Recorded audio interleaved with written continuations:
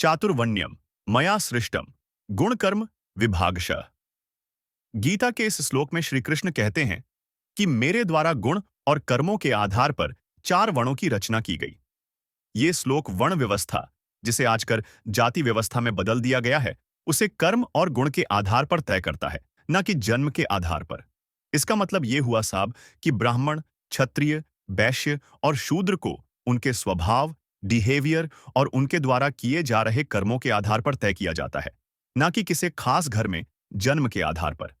तो आखिर क्यों जो वर्ण व्यवस्था कर्मों के आधार पर बनी थी, वो आज पैदाइशी मोहर बन चुकी, और इसके आधार पर कहीं किसी को बारात में घोड़ी चढ़ने नहीं दिया जाता, तो किसी को चापकल से पानी भरने नहीं मिलता।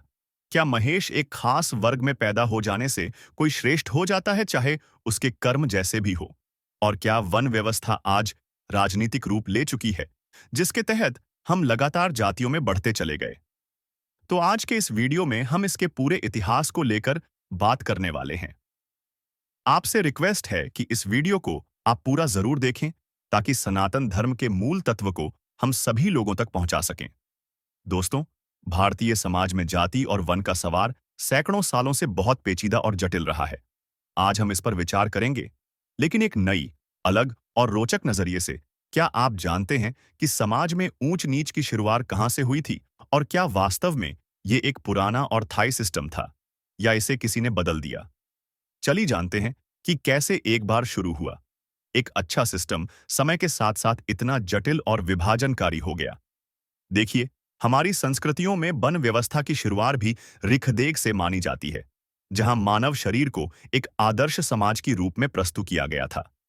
मान लीजिए कि एक आदर्श समाज एक विराट पुरुष है, तो समाज के चार प्रमुख वर्ग ब्राह्मण, क्षत्रिय, वैश्य और शूद्र उसी मानव शरीर के अलग अलग अंगों से उत्पन्न हुए थे। सबसे पहले ब्राह्मण, जिन्हें मुक्स से डिनोट किया गया, जो ज्ञान और शिक्षा के प्रतीक है। इसे ऐसे समझिए कि अक्सर आप कितने समझदार या ज्ञानी हैं, ये आपकी बोली से, आपके व्यवहार से पता लगता है। तो उस समय ब्राह्मण कोई खास जाति नहीं थी, बल्कि वो हर एक इंसान था जो समझदार, ज्ञानी या आध्यात्मिक था। फिर चाहे वो किसी भी परिवार से जन्मा हो, कर्म के आधार पर तय किए गए वन व्यवस्था में कोई भी ब्राह्मण से शूद्र, तो शूद्र से ब्राह्मण हो सकता था, जो आज बिल्कुल भी संभव नहीं है, क्योंकि हमने पैदाइशी मोहर को स्वीकार कर लिया है। जो आप चाहें तो कुछ भी करने उस मोहर को बदल नहीं सकता। उदाहरण के तौर पर विश्वामित्र, जो कि एक क्षत्रिय थे, वो अपनी मेहनत और ज्ञान से ब्रह्म ऋषि बने थे। और इसी तरह वेद व्यास जी, जो एक फिशरमैन कम्युनिटी से आते थे, महाभारत की लेखक बने। खैर, अब आते हैं क्षत्रियों पर। देखे, विराट पुरुष की भुजाओं यानी कि हाथों को क्षत्रियों से डिनोट किया गया है, क्योंकि एक क्षत्रिय का कर्म है प्रजा की रक्षा करना, उन्हें सुरक्षा देना और दुश्मनों से युद्ध करना।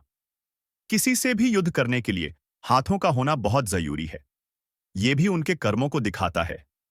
कोई राजा जो क्षत्रिय धर्म निभा रहा है, कल को ब्राह्मण कहा जा सकता है, अगर उसने अपने कर्मों को ज्ञान की तरफ मोड़ लिया।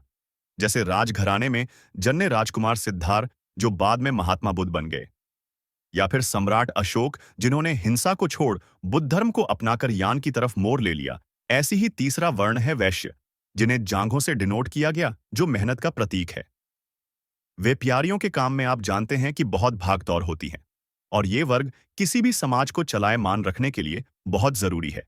और फिर अंत में विराट पुरुष के पैरों को शूद्र से डिनोट किया गया, जिसे लेकर कई लोगों को आपत्ति भी होती है, क्योंकि पैर सेवा और श्रम का प्रतीक हम। पहले के समय में लोग खेती सिलेक्ट तमाम चीजों में अपने पैरों को उपयोग में लाते थे, जो कहीं से भी नीचता का नहीं, बस मेहनती या श्रम करने वालों का प्रतीक है। अब पहली नजर में हमें ये व्यवस्था जातिवाद का आधार नजर आ सकती है, लेकिन ये दरअसल एक सिस्टम था जो समाज को एक संगठित ढंग से चलाने के लिए किया गया था। इस व्यवस्था का मेन फोकस यही था कि समाज के हर वर्ग को अपनी भूमिका निभाने का चांस करें, और सभी भाग एक दूसरे में फर्क न कर सकें। सब एक पूरा खोंग। ये व्यवस्था कर्म पर आधारित थी, न कि जन्म पर। इस तरह से अगर आप सिंधु घाटी सभ्यता के मिले अवशेषों को गर देखेंगे, तो वहां भी सबके घर एक समान ही। वहां एक पब्लिक स्विमिंग पूल जैसा स्ट्रक्चर दिखता है, जो कि ये दिखाता है कि उस वक्त के लोग सभी एक दूसरे के साथ मिलकर रहा करते थे। वणिया जाति के आधार पर ऊंच नीच नहीं थी, भले ही सभी के कर्म अलग अलग ही क्यों न हो। और ये दिखाता है कि 4000 साल पहले तर किसी व्यक्ति की जाति उसके कर्मों और उसके योगदान पर आधारी, ना कि उसके जन्म पर। लेकिन ये सब कुछ ऐसा ही नहीं रहा। समाज के विकास के साथ साथ इस व्यवस्था में बदलाव भी किए गए। जब समाज के लोग खाना बदोश जीवन को छोड़कर स्टेबल लाइफ अपनाने लगे। लेकिन ये सब कुछ ऐसा नहीं रहा।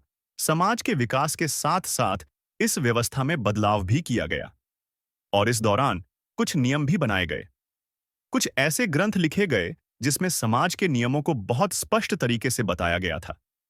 इसमें वर्णों के आधार पर विवाह की सीमाएं भी तय की गई, जैसे कि अनुलों यानी कि ऊंचे वन के पुरुष का निचले वन की महिला से विवाह और प्रतीलों यानी नीचे वन के पुरुष का ऊंचे वन की महिला से विवाह। और यहीं से जन्म होता है चंडाल जैसे शब्दों का। चंडाल उन बच्चों को कहा गया जो इस प्रकार की विवाह से उत्पन्न हुए। समाज में इन्हें अछूत माना जाने लगा और इन्हें शेष समाज से बाहर भी किया गया। और यही वो समय था जब जाति व्यवस्था असल में जटिल हुए और इसे लोगों ने अपने हित के लिए बद से बदतर ही बना दिया। अब करीब 1700 साल पहले जब गुप्त साम्राज्य का उदय हुआ, जाति व्यवस्था और भी मजबूत होती जिया। ये काल भारतीय इतिहास में जातिवाद को एक स्थायी पहचान देने वाला। हिरेशी आक्रमणकारियों कैसे की शक और हून को भी जाति व्यवस्था में समाहित किया दिया। यहां तक कि साब आदिवासी समुदाय भी जाति व्यवस्था का हिस्सा बनते चले दी। हिरे ढेरे जन्म के आधार पर जाति व्यवस्था ने मूल कर्म पर आधारित वन व्यवस्था को समाप्त ही कर दिया। इसके बाद जन्म के आधार पर ही लोग एक दूसरे से खुद को श्रेष्ठ और नीच मानने लगे। इससे समाज में खतरनाक विभाजन शुरू होता है और सनातन धर्म की मूल संस्कृति, मूल विचार कहीं पीछे छूटते चले। और इसके बाद तो अंग्रेजों के काल में ये और भी ज्यादा बदतर हुआ। उन्होंने जाति व्यवस्था को ना तो बनाया था और न ही शुरू किया था, लेकिन उन्होंने इसे व्यवस्थित और स्थायी रूप से लागू जरूर कर दिया। उनका तरीका था काउंटिंग और क्लासिफिकेशन। अंग्रेजों ने जाति व्यवस्था को सटीक रूप से क्लासिफाइड किया था और फिर एक परमानेंट रिकॉर्ड भी बनाया। 1921 की जनगणना में अंग्रेजों ने भारतीयों को जाति के हिसाब से लिस्ट किया और ये डेटा एक नेशनल रैंकिंग लिस्ट के रूप में सामने आ दिया। इस प्रक्रिया ने जाति को एक परमानेंट आइडेंटिफिकेशन बना दिया और इसके बाद हर व्यक्ति को अपनी जाति के आधार पर एक निश्चित जगह मिलती चली। अब दोस्तों, आजादी के बाद एक सवाल खड़ा होता है कि उन लोगों के लिए क्या किया जाए जिन्होंने सदियों तक भेदभाव झेला। इसके लिए अंग्रेजों की फाइलों से ही कुछ समाधान निकाला जाता है। अंग्रेजों ने डिप्रेस्ड क्लासेस, इसको शेड्यूल कास्ट यानी कि एसटी में बदल दिया। आदिवासी समुदायों को शेड्यूल ट्राइब्स यानी एसटी में रखा गया और जो लोग सोशली और एजुकेशनली पिछड़े थे उन्हें ओबीसी के तहत रखा थे। इसके बाद साल दर साल ये मुद्दा राजनीतिक प्रयासों में भी उलझता चला गया था। इसे सभी राजनीतिक पार्टियों ने अपने अपने फायदे के अनुसार भुनाया और अब एक बार फिर से जाति व्यवस्था चर्चा में। तो सवाल आज भी यही है, क्या हम अभी भी अंग्रेजों द्वारा बनाए गए उस पिंजरे में बंद हैं या अब हम खुद ही उस पिंजरे के नए गार्ड बन रहे हैं? यह सवाल बहुत अहम है क्योंकि ये न सिर्फ हमारे अतीत को दर्शाता है बल्कि हमारे वर्तमान और भविष्य के रास्ते को भी प्रभावित करता है। हम 21वीं सदी में जी रहे हैं और फिर भी जात-पात के बंधन में उलझे हुए हैं। क्यों ना हम सब मिलकर एक ऐसे समाज का निर्माण करें जिसमें किसी भी आधार पर किसी के साथ भेदभाव ही ना हो, सबको उनका हक मिले। हम सब अपने अपने कर्मों को ईमानदारी से निभाएं और बाकी सब प्रभु पर छोड़ें, क्योंकि भगवान श्री कृष्ण ने गीता में स्वयं कहा है, कर्म करो, फल के चिंता ना कर। गाम मंदिर की कमेटी ने एक अच्छा उदाहरण पेश भी किया था, अगर आपको याद हो, जहां उन्होंने दलित वर्ग से आने वाले पुजारी को पूजा कमेटी का हिस्सा बनाया, जो आज भी मंदिर में बाकी पुजारियों के साथ मिलकर पूजा अर्चना भी करते हैं, जो कहीं ना कहीं हमारी संस्कृति के मूल तर्क को दर्शाता है कि हम अपनी कर्मों से पहचाने चाहते हैं। तो दोस्तों, ये थी आज के वीडियो। आप इस विषय पर क्या सोचते हैं? हमें कमेंट करके अपनी राय जरूर बताएगा। इसके अलावा अगर वीडियो आपको पसंद आई है तो इससे लाइक और शेयर जरूर करें। साथ ही हमारी चैनल हिंदू भक्ति को सब्सक्राइब करना भी है।